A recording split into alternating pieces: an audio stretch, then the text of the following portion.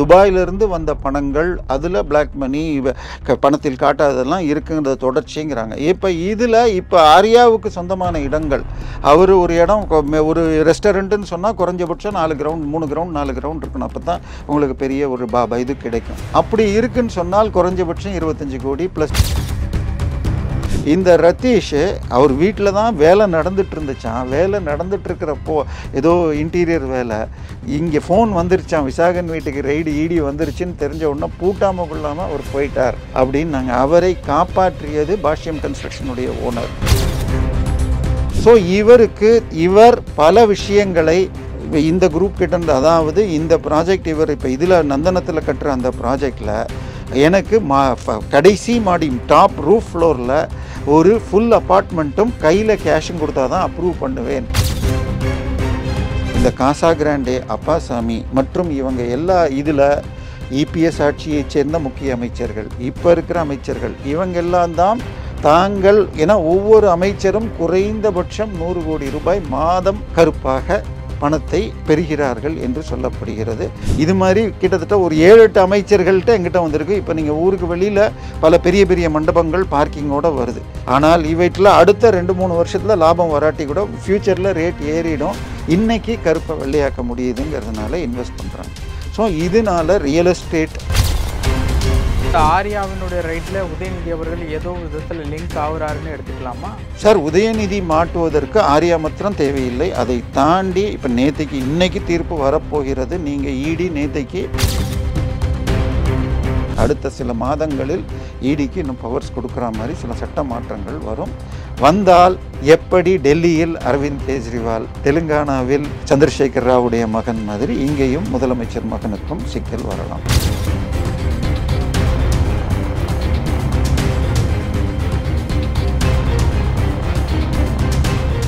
Real one நேயர்களுக்கு வணக்கம். இன்று நம்மளுடைய நேர்காணலுக்கு அரசியல் விமர்சகரான திரு தேவப்பிரியா அவர்கள் இணைஞ்சிருக்காங்க. சார் வணக்கம். வணக்கம் சார். இன்று காலை நடிகர் ஆர்யாவினுடைய தொழில் இடங்களில் ரைடு, ஐடி ரைடு போயிட்டு இருக்கிறதா தகவல்லாம் வந்திருக்கு. ஐடி ரைடு அப்படிங்கிறது மாநிலம் கவர்மெண்ட்டுக்கு ரிலேட்டபிளான ஒரு டிபார்ட்மெண்ட் அப்படிங்கிற மாதிரி கேள்விப்பட முடியுது. கிளாரிஃபிகேஷன் கொடுங்க. இல்லை இது முழுக்க மத்திய அரசு ரிலேட்டபிளா? ஓகே. இப்போது ஆர்யாவினுடைய தொழில் சம்பந்தப்பட்ட இடங்களில் இந்த ரைடு நடக்கிறதுனால ஆர்யா அவர்களும் துணை முதலமைச்சர் உதயநிதி அவர்களும் நண்பர்கள். திரைத்துறையில் இருக்கும் போதே ஆர்யா அவர்களுடைய பல படங்கள், பாசன்ற பாஸ்கரன், இப்போ திமுக ஆட்சிக்கு வந்ததன் பிறகு கேப்டன் அப்படிங்கிற ஒரு படம், சக்தி சவுந்தரராஜனுடைய இயக்கத்தில் வந்த படம், அந்த படம்லாம் அவங்களே தான் வாங்கி ரிலீஸ் பண்ணியிருக்காங்க. ஸோ அப்படிங்கிறப்போ இதில் துணை முதலமைச்சர் அவர்களுக்கு ஏதாவது சம்மந்தம் இருக்குமா?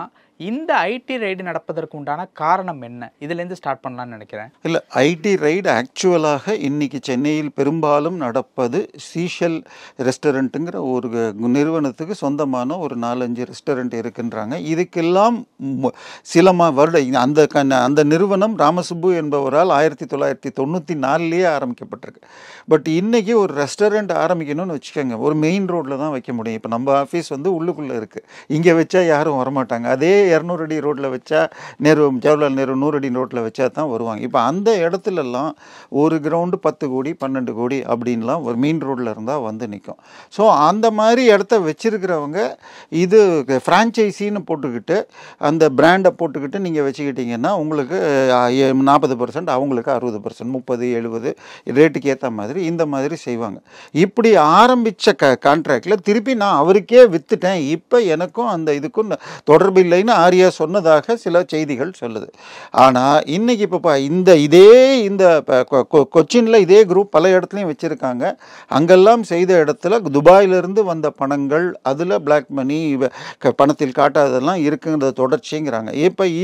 இப்போ ஆர்யாவுக்கு சொந்தமான இடங்கள், அவர் ஒரு இடம், ஒரு ரெஸ்டாரண்ட்டுன்னு சொன்னால் குறைஞ்சபட்சம் 4 கிரவுண்ட் 3 கிரவுண்ட் 4 கிரவுண்ட் இருக்கணும். அப்போ தான் உங்களுக்கு பெரிய ஒரு இது கிடைக்கும். அப்படி இருக்குன்னு சொன்னால் குறைஞ்சபட்சம் 25 கோடி ப்ளஸ் இன்டீரியர் இன்டீரியர் பில்டிங் எல்லாம் சேர்த்திங்கன்னா 50 கோடி ஒரு இடம் போட்டால் தான் இன்றைக்கி ஒரு டீசெண்டான ரெஸ்டாரண்ட்டு போட முடியும். அப்போ நான் 5 ரெஸ்டாரண்ட் வச்சுருந்தாருன்னா 250 கோடி. இப்போ இதை விற்கிறப்ப அவர் ஒயிட்டில் விற்றாரா பிளாக்கில் விற்றாரா? இப்போ இன்னைக்கு நேரடியாக அவர் பேரில் இருந்தால் கூட நாளைக்கு ரவுண்ட் அடிக்கலாம். இப்போ நீங்கள் கேட்டீங்க பாருங்கள், இதில் வந்து அந்த சிவப்பு அரக்கன் நிறுவனமோ அதெல்லாம் வரலாமான்னு சொன்னால் அவங்க ஏற்கனவே நேற்றுக்கு கூட சென்னை ஹைகோர்ட்டில் வந்திருக்காங்க. அந்த ஆகாஷ் பாஸ்கரன் மற்றும் விக்ரம் ரவீந்திரன் அல்லது விக்ரம் ஜூஜுவை ஏன் இது பண்ணீங்கன்னு. சார், இன்றைக்கி பிரச்சனை என்னன்னு சொன்னால் பணத்தை எப்படி ஒயிட் பண்ணுறீங்க? ஏன்னா இன்றைக்கி இவர்களுக்கு பணம் போகிறதுங்கிறது யாருக்குமே டவுட் இல்லை. இன்னும் சொல்ல போனால் டாஸ்மாகில் நம்ம சேனல்லையே நீங்கள் பேட்டி எடுத்த திரு முரளிங்கிறவர் என்ன சொல்கிறார், நீங்கள் டாஸ்மாக் பாட்டிலை வாங்கி கியூஆர் கோடை ஸ்கேன் பண்ணால் கூட 10 ரூபாலேருந்து 30 ரூபா ஜாஸ்தியாக உங்கள் பேங்க் அக்கௌண்ட்லேருந்து டாஸ்மாக் அக்கௌண்ட்டுக்கு போகுதுங்கிறாங்க. அப்போ சராசரி 15 ரூபா வச்சுக்கிட்டு 70 லட்சம் பாட்டில் ஒரு நாளைக்கு விற்குதுன்னு அவங்க சொல்கிறத எடுத்துக்கிட்டாலே ஒரு நாளைக்கு 10.5 கோடி ரூபாய் சேருது இது டாஸ்மாகில். அதை எப்படியோ வெளியில் எடுத்து, ஏன்னா அது வந்து கம்பெனிக்கு போகக்கூடாது, அது தனியாருக்கு போக வேண்டியது, அதை எப்படி வெளியில் எடுக்கிறாங்க. இதை நோண்டினாலே ஒரு நாளைக்கு 10.5 கோடின்னு போட்டிங்கன்னா 350 நாளைக்கு வந்து உங்களுக்கு 3500 கோடிக்கு அதிகம். ஸோ இந்த பணமெல்லாம் எப்படி வெளியில் எடுக்கிறாங்க, அது எப்படி வெள்ளையாக்கப்படுகிறது? அதுக்கு இதில் 2-3 விஷயம் வருது. நீங்கள் இது ஜாஃபர் சாதிக் விஷயத்துலையும் பார்த்துருப்போம். முன்னாடி அவர் சினிமா எடுத்தார், 2வது ரெஸ்டாரண்ட் கட்டினார், அடுத்தது பிரியாணி கடைகள் சலீம்பாய் பிரியாணின்னு அவருடைய தம்பி நடத்தினார். ஸோ இந்த 3 இண்டஸ்ட்ரி தான், ரியல் எஸ்டேட், ஹோட்டல் மற்றும் சினிமா, இது 3 தான் பிளாக்கை ஒயிட் ஆக்குற ஒரு டெக்னிக். அதனால இப்போ இதில் நிச்சயமாக மாட்டுமா? இப்போ சமீபத்தில் ரெட்ரோன்னு ஒரு படம் வந்துச்சு. தியேட்டர்களுடைய மொத்த கலெக்ஷன் கூகுளில் போய் தேடினா 59 கோடி என்னமோ லாஸ்ட்டாக காட்டுது. பட்ஜெட் 160 கோடின்னு காட்டுது. ஆனால் அதில் வந்த லாபத்தில் 10 கோடியை திரு சூர்யா அவர்கள், நாலடியார் என்று சொல்லப்படுகிற சூர்யா, தன்னுடைய அந்த அகரம் ட்ரஸ்ட்டுக்கு கொடுத்தார் அப்படின்னு வருது. எப்படி நஷ்டம்? 160 கோடி தயாரித்த படத்தை கேட்டால் ஓடிடியில் அந்த அதிக ரேட்டுக்கு விற்றார் அப்படின்லாம் சொல்கிறாங்க. ஓடிடிலாம் யாரும் மார்க்கெட்டில் ஓடினா தான் ஓடிடியில் ஓடும், இல்லைன்னா அடுத்த படத்தில் அது ரேட்டை பாதியாக குறைச்சிருவாங்க. அதனால் இதில் லாபம் சென்று சொல்வது. ஆனால் ஒயிட்டை பிளாக் ஆக்குறாங்க. அடுத்தது பார்த்தால் விக்ரம் 2 படம் எடுத்திங்கன்னா படம் 800 கோடி கலெக்ஷன். நாங்கள் படம் வந்து 3வது நாள் என்னுடைய ரிலேஷன்ஸ் வந்திருந்தாங்க. டிக்கெட்டு ஆன்லைனில் புக் பண்ணால் ஃபுல்லு, முன்னாடி 2 ரோவில் தான் ஏதோ சீட்டு கிடச்சிதுன்னு போனாங்க. தியேட்டரில் போனால் 30% தான் ஆள் இருந்தாங்க. ஸோ ஆன்லைனில் புக் பண்ணிக்கிட்டு கலெக்ஷன் ஆன மாதிரி கணக்கு காட்டி பிளாக்கை ஒயிட் ஆக்குறாங்கங்கிறதும் தெரியுது. ஸோ இப்போ கடைசியாக இந்த போன வருஷம் வந்த பெரிய படங்கள் எதுவுமே பெரிதாக ஓடலை. தங்கலானில் ஆரம்பித்து இது அதுக்கு பேர் என்ன சொல்கிறது, ரெட்ரோ, இது அதுக்கு முன்னாடி இது கங்குவா, இப்போ கடைசியாக வந்த கமல் படம், இது எதுவுமே பெரிதாக ஓடலை. அதுக்கப்புறம் விடுதலை 2வா எதுவுமே ஓடலை. ஸோ இது ஆனால் எதுவுமே பெரிதாக நஷ்டம்னு சொல்லலை. இதுக்கு கருப்பை வெள்ளையாக்குறாங்க. இதை தாண்டி ரியல் எஸ்டேட். இப்போ ரியல் எஸ்டேட் எடுத்துக்கிட்டிங்கன்னா மெயின் ரோட்டில் என்ன ரேட்டு போகுதுங்கிறது 2 வேல்யூ இருக்குது, 3 வேல்யூ இருக்குது ஆக்சுவலாக. அதாவது நீங்கள் போய் கேட்குறப்போ ஒரு பேச்சுக்கு சொல்லுவோம், நீங்கள் ஒரு கிரவுண்டு வாங்கணும்னு வர்றீங்கன்னா 10 கோடின்னு அவங்க சொல்கிறாங்க. நம்ம 2 பேரும் சேர்ந்து 9 கோடின்னு நெகோஷியேட் பண்ணி வாங்குகிறோன்னு வச்சுக்கோங்க. ஆனால் ரிஜிஸ்டர் ஆஃபீஸில் போனால் 5 கோடின்னு ரிஜிஸ்டர் பண்ணுவாங்க. இதுக்கப்புறம் பேங்க்கில் வச்சு கடன் வாங்கிக்கிறதுக்கு பேங்க் வேல்யூர்கிட்ட போய் 12 கோடின்னு போட்டு கொடுப்பாங்க. இப்போ 9 கோடி ரைட்டா, 12 கோடி ரைட்டா, 5 கோடி ரைட்டா, எது கரெக்டான உண்மை அப்படின்னா சில ஏலங்கள் மூலமாக தெரியும். உதாரணமாக இப்போது இதில் வேளச்சேரி மெயின் ரோடில் டிஎல்எஃப்க்கு சொந்தமான ஒரு 4.5 ஏக்கர் இடத்த சோழமண்டலம் ஃபினான்ஸு 730 கோடி ரூபாய்க்கு வாங்கினாங்க. சமீபத்தில் இப்போ உதயநிதி ஸ்டாலினுடைய முக்கிய 3 தம்பிகள்னு ஒரு இப்போ இந்த டாஸ்மாகில் ரெய்டு பண்ணாங்க. இது 250 கோடிக்கு வாட்ச் வச்சிருக்கிற விக்ரம் ரவீந்திரன் என்னும் விக்ரம் ஜூஜு 26,000 சதுரடி சின்னதாக ஒரு 11 கிரவுண்டில் ஈசிஆரில் பங்களா கட்டுகிற ஆகாஷ் பாஸ்கர், அது சைஸ் ரத்தீஷா 350 கோடிக்கு ஸ்விம்மிங் பூலோட வீடு கட்டுறார் அப்படின்னு வந்துச்சு. ஆகாஷ் பாஸ்கர் 1000 கோடிக்கு 5 படம் எடுக்கிறார்னு வந்துச்சு. ஆனால் இந்த ரத்தீஷ் இன்னைக்கு வரைக்கும் வெளியில் வரல. ஆகாஷ் பாஸ்கரும் விக்ரம் ரவீந்திரனும் வழக்கு போட்டு இப்போ நடந்துட்டுருக்கு. இந்த ரத்தீஷ் அவர் வீட்டில் தான் வேலை நடந்துட்டு இருந்துச்சான். வேலை நடந்துட்டு இருக்கிறப்போ ஏதோ இன்டீரியர் வேலை, இங்கே ஃபோன் வந்துருச்சான், விசாகன் வீட்டுக்கு ரெய்டு இடி வந்துருச்சுன்னு தெரிஞ்ச உடனே பூட்டாமல் கொள்ளாமல் அவர் போயிட்டார் அப்படின்னு நாங்கள் அவரை காப்பாற்றியது பாஷ்யம் கன்ஸ்ட்ரக்ஷனுடைய ஓனர் என்று சொல்லப்படுகிறது. இப்போ பாஷ்யம் கன்ஸ்ட்ரக்ஷனை எடுத்தால் சென்னையில் மிகப்பெரிய ப்ராஜெக்ட்ஸ் பல ப்ராஜெக்ட்ஸை பண்ணுறாங்க. இவங்களுக்கெல்லாம் எங்கேருந்து இவ்வளவு பணம் வருது? ஒரு சின்ன 2 ப்ராஜெக்ட் மாத்திரம் இப்போ சிட்டிக்குள்ளே எனக்கு ஞாபகம் வருது சொல்கிறது. பாஷ்யமோட இடத்துல தான் மெட்ரோவோட அந்த பிரிட்ஜே வந்து போயிட்டு இருக்கு அப்படிங்கிற மாதிரியான விஷயம் இல்லை. இல்லை அது கரெக்டாக நான் வந்து வர சொல்ல உங்களுக்கு எனக்கு ரொம்ப எளிதாக புரியணும்னு சொன்னீங்கன்னா, நீங்கள் எல்லாருமே இதிலிருந்து அண்ணா நகரில் இருந்தோ கீழ்பாக்கில் இருந்தோ கோயம்பேடு சைடு இல்லை அங்கேருந்து மவுண்ட் ரோடுக்கு வரதாக இருந்தால் நுங்கம்பாக்கம் ரோடில் வரணும் என்று சொன்னால் காலேஜ் ரோடு உள்ளே நுழைஞ்சி ஹெட் ஹவுஸ் ரோடு வழியாக வருவீங்க. அந்த கார்னரில் ஸ்டாண்டர்ட் சார்ட்டர்ட் பேங்க்குக்கு கிட்டத்தட்ட 100 கிரவுண்ட் 5.7 ஏக்கர் லேண்ட் இருந்துச்சு. அதோடைய மதிப்பு 700 கோடி 800 கோடின்னு போட்டதை கடைசியில் அரவிந்த் மற்றும் 2 பெரிய பில்டர்ஸ் மோதினாங்க. அதில் கடைசியாக பாஷ்யம் 1100 கோடிக்கு எடுத்தாங்க. அப்போ 8 கோடி. இப்பயும் சொல்கிறேன் உங்களுக்கு 10 கோடி மெயின் ரோடில் நான் சொன்னேன். ஆனால் 10 கோடிங்கிறது முதல் கிரவுண்டு தான். 2வது கிரவுண்டு 9 கோடி வந்துடும், 3வது 8 வந்து மொத்தத்தில் ஆவரேஜ் வரும். ஆனால் 5.78 ஒரு 100 கிரவுண்டையுமே 11 கோடி ரேட்டில் போட்டு இவர் எடுக்கிறாருன்னா, இதே தான் நான் வேளச்சேரிக்கு சொன்னதும் சோழமண்டலம் ஃபினான்ஸ் வந்து நான் 730 கோடிக்கு எடுத்திருக்காங்க. இதே மாதிரி ஹோட்டல் நம்ம அடையார் இதில் நந்தனம் இதில் தேவர் சிலையிலேருந்து உள்ள அந்த ரோட்டில் போனீங்கன்னா திரும்புறது அடையார் கேட் ஹோட்டல்னு, அடையார் பார்க்கில் அடையார் கேட் ஹோட்டல்னால் அதுக்கு இப்போ அந்த இடத்துக்கு அடையாளமே. அதை பாஷ்யம் கன்ஸ்ட்ரக்ஷன் வாங்கி இப்போ 15 மாடி கட்டுறதுக்கு பண்ணிக்கிட்டு இருக்காருங்கிறாங்க. இப்போ அதாவது நம்ம பில்டிங் கட்டுறப்போ உங்களுக்கு பக்கத்தில் மெட்ரோ அல்லது இந்த ரோடுகள் இருந்தால், முக்கியமான ரோடுகள் இருந்தால் சாதாரணமாக கட்டுறதை விட அதிகமாக கட்டலாம். கொஞ்சம் லிட்டில் ஃபைன் கட்டினா, அதாவது ஆர்டிரல் ரோடுன்னு சொல்லிட்டு அந்த கனெக்ட் ஆகிற இடம் முக்கியமான ஜங்ஷன்ஸுக்குன்ற இடத்துல. அதனால இவர் எடுத்துள்ள சில ப்ராஜெக்டுகள் மெட்ரோ பக்கத்தில் வருது.